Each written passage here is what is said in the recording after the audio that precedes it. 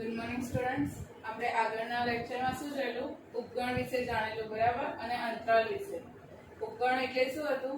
ઉપગણ એટલે કે ઘટક A ના ગણ A ના દરેક ઘટક એ ગણ B માં આવવા જોઈએ. એને શું કહેવાય? A ઉપગણ B, બરાબર. અને બીજું ભણેલા અંતરાલ વિશે. બે અંતરાલ હતા, એક વિવૃત અને એક નિવૃત્ત, બરાબર, જેને કહેવાય ક્લોઝ અને ઓપન બ્રેકેટ, બરાબર.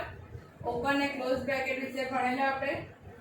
અને ઇંગ્લિશમાં કહેવાય ઓપન ઇન્ટરવલ. શું કહેવાય? Open interval. અને ઇંગ્લિશમાં કહેવાય close interval. Close interval means જ્યાં ક્લોઝ હોય, જ્યાં મોટો બ્રેકેટ હોય, ત્યાં એ પોઈન્ટ આવે નહીં, ત્યાં એ બિંદુ આવે નહીં. અને જ્યાં મોટો બ્રેકેટ હોય ત્યાં બિંદુ આવે, અને જ્યાં નાનો બ્રેકેટ હોય ત્યાં બિંદુ આવે નહીં. હવે આપણે આગળ ભણીએ ઘાતગણ વિશે. શેના વિશે? ઘાતગણ વિશે. ઘાતગણ શું છે? ઘાતગણ એટલે ગણ એના તમામ ઉપગણોથી બનતા ગણને એનો ઘાતગણ કહે છે. શું કીધું છે? ફરી વાંચો. ગણ એના તમામ ઉપગણો બનાવતા આવડવા જોઈએ ઘાતગણ બનાવવા માટે, બરાબર. ગણ એના તમામ ઉપગણોથી બનતા ગણને એનો ઘાતગણ કહે છે. એટલે એના તમામ ઉપગણો લખી કાઢવાના અને એને સેટ એટલે એને ગણ ફોર્મ અને ગણમાં મૂકી દેવાના. તો એને શું કહેવાય? ઘાતગણ. ઘાતગણને સંકેતમાં P of A કહે છે. શું કહેવાય? સંકેતમાં P of A વડે દર્શાવાય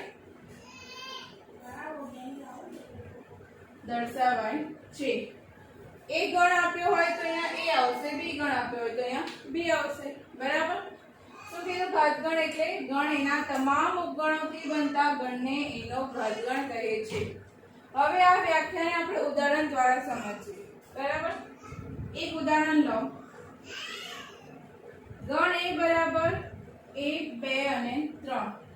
કેટલા ઘટકો છે? 3 ઘટકો છે, બરાબર. હવે એનો આપણે ઘાતગણ બનાવવો છે. શું બનાવવો છે? ઘાતગણ. હવે આપણે કાલે એવું ભણ્યા કે એમ્પ્ટી સેટ એટલે કે ખાલી ગણ એ બધાનો ઉપગણ છે. શું ભણેલા? ખાલી ગણ એ દરેક ગણનો ઉપગણ છે. તો આનો એક ઉપગણ આવશે ખાલી ગણ, બરાબર. બીજો આવશે એક સેટ, 1 પછી 2 પછી 3. આપણે એક નું બનાવી દીધું. હવે બે ની જોડમાં બનાવો. 1 2 1 3 1 2 1 3. પછી 2 1 નહીં આવે. કેમ નહીં આવે? 1 2 અને 2 એક સરખા થાય, બરાબર. 1 2 અને 2 એક કેવા થાય? સરખા થાય. એવી રીતે 1 3 અને 3 1 પણ સરખા થાય. ક્રમ ગમે તે હોય પણ આમાં પુનરાવર્તન કરવાનો નથી. આપણે પહેલેથી ભણતા આવ્યા છીએ કે ગણમાં પુનરાવર્તન શક્ય નથી. હવે બે ની પેર બની ગઈ. હજુ એક રહી 2 3. કઈ રહી? 2 3. હવે કોઈ છે? હવે બે ની પેર નહીં બને. 1 2 1 3. 2 1 થઈ જશે, પછી 2 3 થઈ ગઈ. 2 3 2 નહીં, સોરી 2 3 3 1 તો છે, 3 2 પણ છે, બરાબર. આ પણ 3 2 થાય. તો બે ની પેર પતી ગઈ. હવે 3 ની પેર બનાવી દો. 1 2 અને 3. કેટલા ઘટક આયા? 1 2 3 4 5 6 7 8 9 10. સોરી, આ તો નહીં લેવાના ને આપણે. આ તો બધા સરખા છે. આ બધા લેવાના નથી.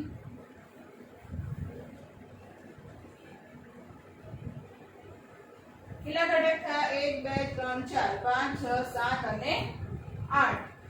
અને એને આખાને છગડીયા કૌંસમાં મૂકી દેવાના. એટલા ઘટકને આપણે છગડીયા કૌંસની અંદર મૂકવાના. આ બધા શું છે?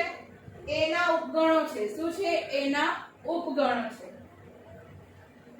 1 2 3 4 5 6 7 8. એના કેટલા ઉપગણ મળ્યા? 8 ઉપગણ મળ્યા. જેને આપણે ગણના ફોર્મમાં મૂકી દીધું બરાબર. હવે આ તો 3 છે એટલે આપણે શોધી શકીએ કે એના 8 ઉપગણો લખી શકીએ. હવે એવી રીતે 5 હોય તો 5 હોય તો કેટલા બધા બનાવવા પડે ઉપગણો બરાબર. તો એના માટે એક ટ્રીક છે, એ યાદ રાખવાની. શું ટ્રીક છે? એની અંદર જેટલા પણ ઘટક છે, ધારો કે એની અંદર m ઘટક છે. કેટલા ઘટક છે? m ઘટક છે. નંબર ઓફ a બરાબર m. એનો મતલબ શું થાય? એની અંદર m ઘટકો છે. તો ઘાતગણની અંદર 2m ઘટક હશે. કેટલા ઘટક હશે? 2m. રાઈટ. આપણે આ ચકાસીએ કે આ સાચું છે કે ખોટું છે. 1 2 ને 3 છે ગણ બરાબર. આમાં 3 મૂકો એમની જગ્યાએ 3. તો એ ઘાતગણ કેટલા બનશે? 2 એટલે 2 નો ક્યુબ શું થાય? 8 ઘટકો મળેલા બરાબર. એટલે જો તમને એમસીક્યુ માં એવું પૂછે કે તમને સેટ આપ્યો છે એમાં 5 છે બરાબર, 5 ઘટકો છે, તો એના ઘાતગણ શોધો. ઘાતગણમાં કેટલી સંખ્યા હશે એ શોધો એવું પૂછશે તો તમે ઘાતગણમાં ઉપગણો શોધવા ના બેસતા, એમાં ટાઈમ વધારે જાય બરાબર. તો એના માટે તમારે આ યાદ રાખવાનું કે જો સેટની અંદર 5 છે તો એના ઘાતગણની અંદર કેટલા ઘટકો હશે? 2/5 બરાબર. 2/5 આવડશે રાઈટ. બીજું ઉદાહરણ લઈને આપણે સમજીએ ઘાતગણને. કોઈ બીજું ઉદાહરણ લઈએ. a બરાબર 1 2 બરાબર. a બરાબર 1 2 બે જ ઘટક છે એટલે 2/2 શું થાય? 2 નો વર્ગ શું થાય? 4 થાય. એટલે આની અંદર ખાલી 4 જ ઘટકો મળશે જેના ઉપગણો હશે. તો આપણે ઘાતગણને p ઓફ a ને કેવી રીતે લખાય? 5 તો આવશે જ બરાબર, અને એ પોતે સેટ પણ આવશે કારણ કે આપણે ભણેલા કે ગણ એ પોતાનો જ ઉપગણ છે. ગણ એ પોતાનો જ ઉપગણ છે અને 5 અને ખાલી ગણ એ દરેક ગણનો ઉપગણ છે એટલે એ બે તો આવવાના જ છે. હવે એક એક સેટ લઈ લો, એક લઈ લો, 1 અને 2. હવે કોઈ બનશે નહીં બને. પછી ડાયરેક્ટ 2 માં લઈશું તો 1 2 મળી ગયો, 2 1 તો લેવાય નહીં. 1 2 3 4 આ એના શું થયા?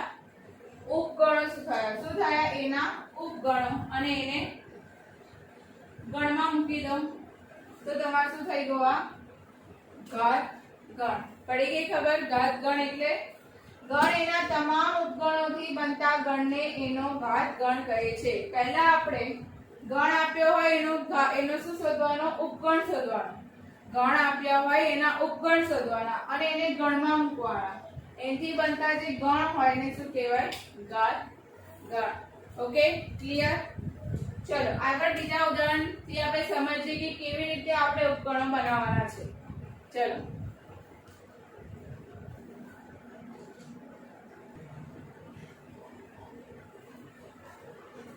એક બીજું ઉદાહરણ લઈએ.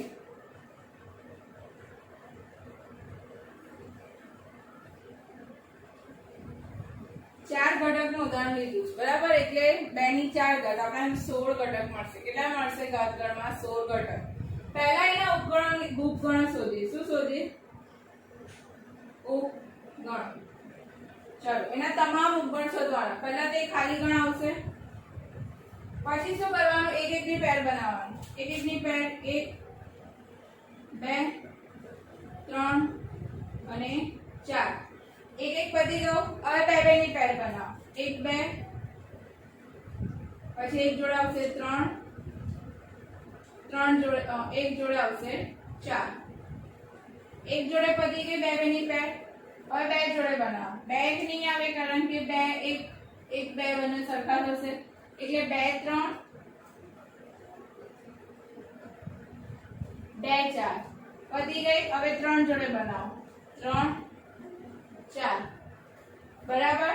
બે જોડે બધી પેર બની ગઈ. બે બે ની પેર બની ગઈ. આ બની ગઈ. 1 2 1 3 1 4 ડન. 2 3 2 4 3 4 થઈ ગયો. હવે 3 3 ની પેર બનાવો. 1 2 3 પછી 1 2 4 એક આ પેર થઈ પછી 1 3 4 એકની કેટલી પેર બની 3 પેર બની એવી રીતે બેની પેર બનાવો 2 3 4 બીજી કોઈ બનશે બેની તો 2 3 4 બીજી કોઈ નહીં બને 2 3 4 પછી 2 3 1 ના લખાય કારણ કે 2 3 1 તો હશે 2 3 ને 1 છે બરાબર જોઈ લેવાનું કે એક એક ઘટક વારંવાર રિપીટ ના થવા જોઈએ હવે 3 ની બની ગઈ 2 3 4 અહીંયા લખી અને હવે આખી 4 ની પેર 1 2 3 અને 4 કેટલા ઘટક થયા 1 2 3 4 5 6 7 8 9 10 11 12 13 14 15 અને 16 થઈ ગયા આ શું થયા ઉપગણો તેનો ઘાતગણ ને કેવી રીતે લખવાનું ઉપગણોની સંખ્યા આકાર છગડીયા કૌંસમાં ઉપગણો આખા લખવાનું તેને શું કહેવાય p ઓફ a ઘાતગણ શું કહેવાય ઘાતગણ બરાબર ક્લિયર આવડશે ઘાતગણ શોધતા ચલો હવે આપણે ચોપડીના થોડાક ઉદાહરણ જોઈએ પણ એના પહેલા આપણે એક વ્યાખ્યા નોંધીશું કઈ વ્યાખ્યા જે ગણમાં ખાલી એક જ ઘટક આવે જે ગણમાં ખાલી એક જ ઘટક આવેલું હોય તો એને શું કહેવાય વિચારો જે ગણમાં ખાલી એક જ ઘટક અથવા એક જ સભ્ય આવેલું હોય એને શું કહેવાય એકાકી ગણ શું કહેવાય એકાકી એટલે એકલો ગણ એક જ ઘટક હોય જે ગણની અંદર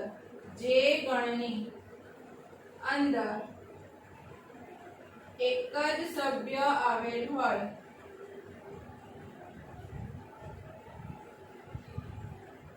તેને એકાકી ગણ કહેવાય કેવો ગણ કહેવાય એકાકી ગણ જેની અંદર ખાલી એક જ એલિમેન્ટ સદસ્ય સભ્ય જે કેવું હોય એ આવેલું હોય તેને શું કહેવાય એકાકી ગણ એક એકાકી ગણ છે કારણ કે એની અંદર ખાલી એક જ સદસ્ય છે એ રીતે 2 3 4 એ બધા કેવા ગણ છે એકાકી ગણ જેને ઇંગ્લિશમાં સિંગલટન સેટ કહેવાય શું કહેવાય સિંગલટન સેટ ક્લિયર ઘાતગણ અને એકાકી ગણ ક્લિયર થઈ ગયો હવે આપણે આગળ ભણીએ સાર્વત્રિક ગણ કેવો ગણ સાર્વત્રિક ગણ એટલે સાર્વત્રિક એટલે બધું જ એની અંદર આવે એને શું કહેવાય સાર્વત્રિક ગણ ચલો એની વ્યાખ્યા આપણે જોઈએ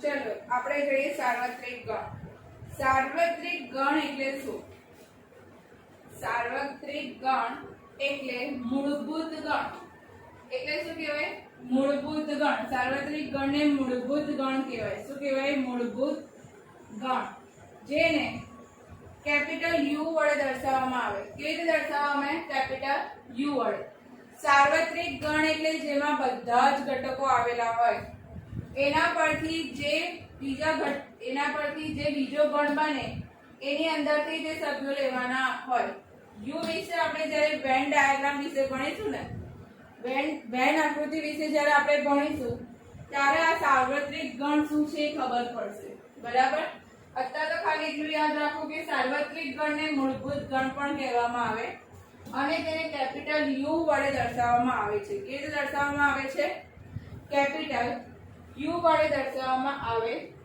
છે અને તેના દ્વારા જે બધા ઉપગણો બને ને આ સાર્વત્રિક ગણ દ્વારા જે ઉપગણો બને ને કેપિટલ લેટર વડે દર્શાવવામાં આવે કેવી રીતે દર્શાવવામાં આવે કેપિટલ લેટર વડે ઉપગણોને કેવી રીતે દર્શાવવામાં આવે કેપિટલ લેટર વડે યાદ રાખજો સાર્વત્રિક ગણ એ મૂળભૂત ગણ છે જેને કેપિટલ U વડે દર્શાવવામાં આવે છે અને તેના ઉપગણોને કેપિટલ લેટરમાં દર્શાવવામાં આવે છે કેવી રીતે દર્શાવવામાં આવે છે capital લેટરમાં A B C D એવી રીતે એના ઉપગણોને લખવામાં આવે છે ધારો કે A = 1 2 3 બરાબર B તમે સેટ આપ્યો છે 1 2 3 4 અને C સેટ આપ્યો છે 1 2 up to 10 આ બધા શું થશે તમે U સેટ આપ્યો છે યુ સેટની અંદર યુ એટલે સાર્વત્રિક ગણ, એની અંદર તમામે તમામ ઘટકો આવશે. જે આ ત્રણે ત્રણ ઘટકની અંદર જેટલા પણ ઘટક છે, ત્રણે ત્રણ ગણની અંદર જેટલા પણ ઘટક છે, તમામ ઘટકો એની અંદર આવશે અને એનાથી વધારાના પણ આવી શકે. બરાબર, 1 2 3 4 અપ ટુ 10 સુધી છે, તો આપણે 20 સુધી પણ લઈ શકીએ. બરાબર, અને આ બધા એના શું થશે? a b c, આ બધા થશે એના ઉપગણો. શું થશે? ઉપગણો. ઉપગણોનો મતલબ શું થાય? u ના તમામે તમામ ઘટકો એની અંદર આવવા જોઈએ. એટલે એના તમામે તમામ ઘટકો u ની અંદર આવવા જોઈએ. 1 2 3 છે u ની અંદર, હા છે. 1 2 3 4 u ની અંદર છે, હા છે. c 1 થી 10 u ની અંદર છે, હા છે. એટલે a b c એ શું થશે? u ના ઉપગણો થશે. શું થશે? u ના ઉપગણો. એટલે a એ u નો ઉપગણ થશે, b પણ u નો ઉપગણ થશે અને c પણ u નો ઉપગણ થશે. બરાબર, ખબર પડી ગઈ? શું ભણ્યા આપણે? ઉપગણ વિશે ભણ્યા. ઉપગણ એટલે શું? કે એના દરેકે દરેક ઘટક એ b ની અંદર સમાવેલા હોવા જોઈએ, તો એને શું કહેવાય? a ઉપગણ b કહેવાય. પછી એમાં નોંધ કઈ જોઈલી કે દરેક સેટ એ પોતાનો ઉપગણ છે અને ખાલી ગણ એ દરેકનો ઉપગણ થશે. આટલું આપણે જોયું. પછી આપણે અંતરાલ વિશે જોયું. અંતરાલ બે પ્રકારના હોય, નિવૃત્ત અને વિવૃત્ત. બરાબર, પછી જો શું જોયું આપણે? ઘાતગણ વિશે. ઘાતગણ એટલે તમામ ઉપગણોથી બનતા ગણને શું કહેવાય? ઘાતગણ. હવે એની સંખ્યા શોધવી હોય તો તમને જે ગણ આપ્યો હોય એમાં જેટલી સંખ્યા એને 2 રેઝ ટુ કરી દેવાનું, એટલે 2 ની પાવર કરી દઈશું એટલે ઘાતગણમાં એની સંખ્યા હશે. ક્લિયર? પછી આપણે જોયું એકાકી ગણ. એકાકી ગણ એટલે જેમાં માત્ર એક જ સભ્ય હોય એને શું કહેવાય? એકાકી ગણ, જેને ઇંગ્લિશમાં સિંગલટન સેટ કહેવાય. Okay, done. પછી છે સાર્વત્રિક ગણ. લાસ્ટ છે સાર્વત્રિક ગણ. સાર્વત્રિક ગણને મૂળભૂત ગણ પણ કહેવાય અને તેને શેના વડે દર્શાવવામાં આવે? કેપિટલ U વડે. અને તેના ઉપગણોને કેપિટલ લેટર વડે દર્શાવવામાં આવે છે. ક્લિયર? હવે આપણે ચોપડીના થોડાક ઉદાહરણ જોઈશું, પછી સ્વાધ્યાય પર આવીએ. Okay, done. ચલો.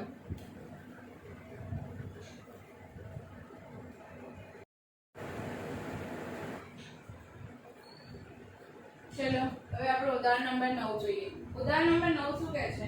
કે ગણ 5 a બરાબર 1 3, b બરાબર 1 5 9, c બરાબર 1 3 5 7 9 આપેલા છે. તમને શું આપેલું છે? a b c ગણ આપેલો છે અને 5 આપેલો છે. નીચે દર્શાવેલ દરેક ગણની જોડીની વચ્ચે સંજ્ઞા સબસેટ અને ડઝ નોટ સબસેટ સમાવિષ્ટ કરો. સબસેટ એટલે ઉપગણ. બરાબર, સબસેટ અને ડઝ નોટ સબસેટ સમાવિષ્ટ કરો. ચલો, 5 ખાલી જગ્યા b. 5 ખાલી જગ્યા b. મેં તમને પહેલા જ લેક્ચરમાં શું કીધેલું? જ્યારે આપણે ઉપગણ ભણ્યા ત્યારે આપણે એવું કીધેલું મેં કે ખાલી ગણ એ દરેક ગણનો ઉપગણ છે. શું કીધેલું? ખાલી ગણ એ દરેક ગણનો ઉપગણ છે. 5 એ ખાલી ગણ છે, એ દરેક ગણનો ઉપગણ થશે એટલે સબસેટ. શું આવશે? સબસેટ. બરાબર. પછી a અને b દેખો. a અને b. હવે એના તમામ ઘટકો b ની અંદર આવેલા જોઈએ. બરાબર, એના તમામ ઘટકો b ની અંદર છે એ જોઈએ. એક છે, ત્રણ નથી. બરાબર, તો એનો સબસેટ થશે નહીં. તો શું વાપરવાનું? Does not subset. ક્લિયર? ત્રીજું જુઓ, a ખાલી જગ્યા c. એના તમામ ઘટકો c ની અંદર આવેલા જોઈએ. 1 3 c ની અંદર છે, હા છે. આ રે 1 3. બરાબર, માટે a subset c. a subset c. હવે b અને c જો. b અને c. b ના તમામ ઘટકો c ની અંદર આવેલા હોવા જોઈએ. b ના તમામ ઘટકો એટલે 1 5 9. 1 છે, હા છે. 5 પણ છે અને 9 પણ છે. એટલે b ના તમામ ઘટકો c ની અંદર છે એટલે કે b એ c નો ઉપગણ થશે. શું થશે? b એ c નો ઉપગણ થશે. તો c શું થાય? b ના જો ઘટક છે અને c માં એનાથી વધારેના ઘટક છે, તો એને કહેવાય c એ અધિગણ છે. c એ b નો અધિગણ છે. અધિ એટલે વધારાનો. એની અંદર થોડુંક વધારાનું પણ છે. ક્લિયર? આ ખબર પડી ગઈ સબસેટ અને ડઝ નોટ સબસેટ. સબસેટ એટલે જે ગણ પહેલો હોય એના તમામ ઘટકો બીજા ગણની અંદર આવેલા હોવા જોઈએ તો સબસેટ, અને ઇધર તો does not subset. Okay clear? હવે ઉદાહરણ નંબર 10 જોઈએ. 10 નંબર શું કહે છે ઉદાહરણ?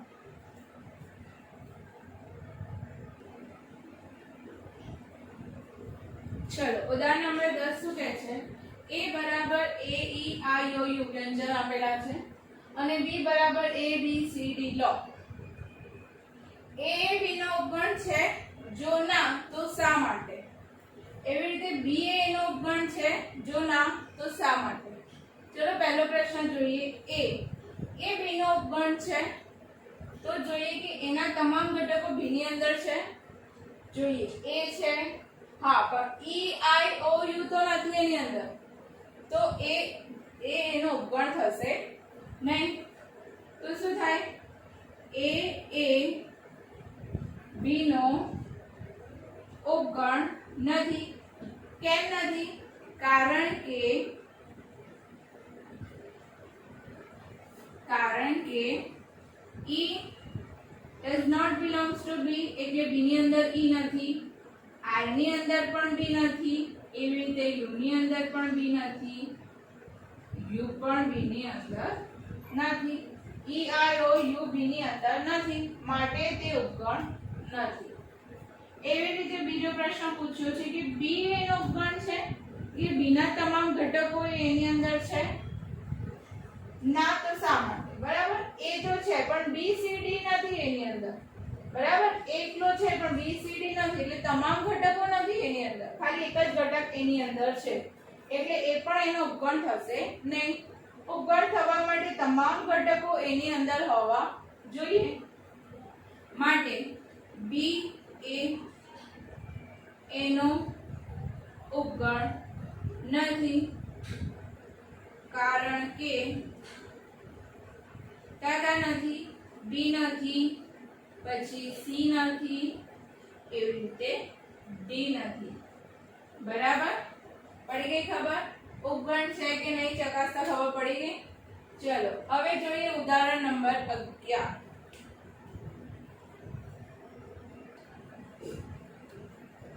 ચલો હવે ઉદાહરણ નંબર 11 શું કહે છે કે a b અને c ત્રણ ગણ છે. કેવા ગણ છે? ત્રણ ગણ છે.